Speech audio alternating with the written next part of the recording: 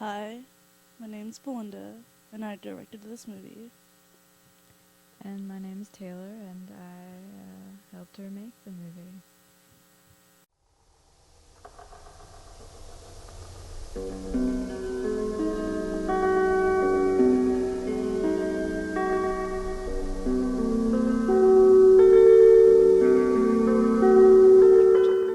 Wish I was home.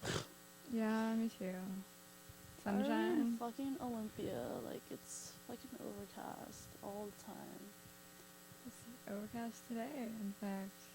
Yeah, I don't know. It's been a year and a half, and it's been really weird going back home because I totally feel like a tourist now, like in both places, because your mind is kind of still in that city setting, but your body isn't because it has to adapt to this surrounding, like this small town surrounding. It's so weird that we have all these conversations all the time when we're from rival parts of California, NorCal versus SoCal, but we can still relate to each other.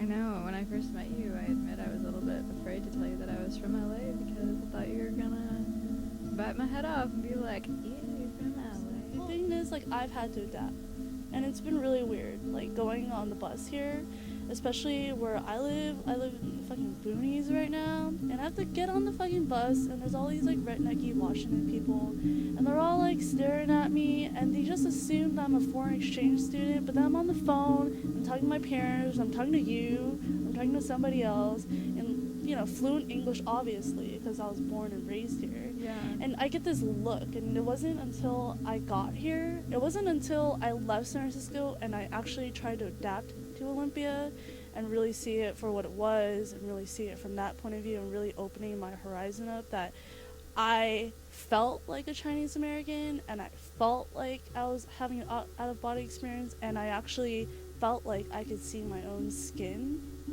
When before I was just, oh, this is normal. Oh, there's this whole community here. It's not abnormal or anything to have me like walking around or going to restaurants. But like now it's like all the time people are like looking at me and I'm feeling looked at when before I didn't. And I mean that's kind of like one of the. 喂，你死嘢啊！我同你講嘢而家，點解你唔聽我講啊？哇！你成日，唉，你成日坐呢度。成日按你嘅 computer， 死八婆啦！真係死八婆！你唔聽我講，都唔想同我講嘢嘅吓？點解啊？仆街啦你死八婆！ And going back now, I'm constantly watching all these Chinese movies or Chinese TV shows with my mom, and I'm trying to speak in Cantonese more. But then I go back for 3 weeks and I try to gain back all that information, and I get it back. I get some of that back, and I pick up on the fluency again, and it becomes more smooth. Before, I just took it for granted. It was this whole process of being born here in America and trying to get away from that whole like Chinese culture and Chinese community to try to, I guess, be assimilated. Is like I didn't realize it. You want to be normal, right? I wanted Every to be kid normal. wants to be normal when, And I kind of threw away all that history and that native language that my parents have. You colonized yourself. I did. I totally colonized myself. Deculturalized yourself, essentially.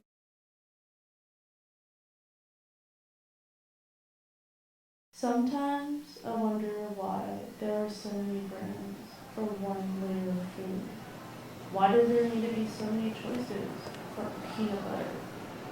Adams, I'm healthy, organic once again, Smuckers, organic, Smart Balance, Jif, Skippy, Peter Pan, Safely Blend.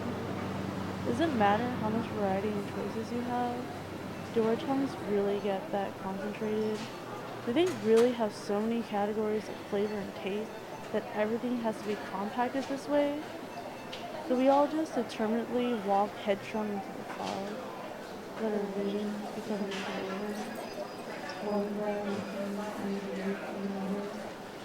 There's a line you can't cross in planning, because the control is never in your hands. Control does not exist. Life is only a rolling sequence of things happening all the time.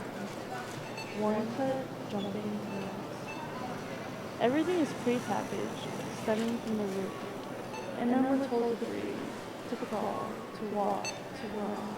To run hard is never enough. Everything is infinite. Seems like everything is meant to become more and more complex as the illusion of time multiplies in the years. America is the fat of the world, the excess.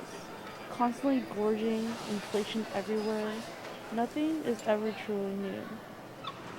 Go down, go up, and reverse, and dance a little. Then scream in pain a little bit. Then cycle.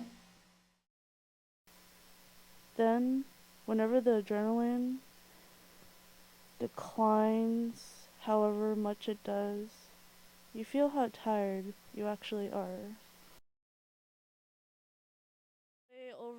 I mean, most people from California, they don't leave California, especially if you're Asian or you're Chinese or Korean or Japanese or whatever. Mhm. Everyone just gets into the UC system, and everyone gets pretty shocked sometimes because you go from some place like as diverse as like San Francisco or LA, and then you go to Santa Cruz or Davis Mhm. or Riverside, and you just get even, I don't know, like they have these Asian American clubs there, and everyone just concentrates there, and Yeah, I've noticed that nobody at Santa leaves those Cruz. clubs. Yeah, and they have like housing for certain cultures. Like if you want to connect back to your culture at Santa Cruz, I'm pretty sure that they have like diversity housing. Like, or I don't know, it's like totally weird. Like Like what my everybody friends have told me is like concentrates. they're like living with all these white trust fund babies, or and they don't really know much about it. Even though they live in the Bay Area, they're not from San Francisco. They haven't really been exposed to San Francisco culture besides like all the indie parts and utopian parts that white people usually like from like a city. Like there's that whole blog thing online too. And wow, how long have we been talking? I should probably stop now.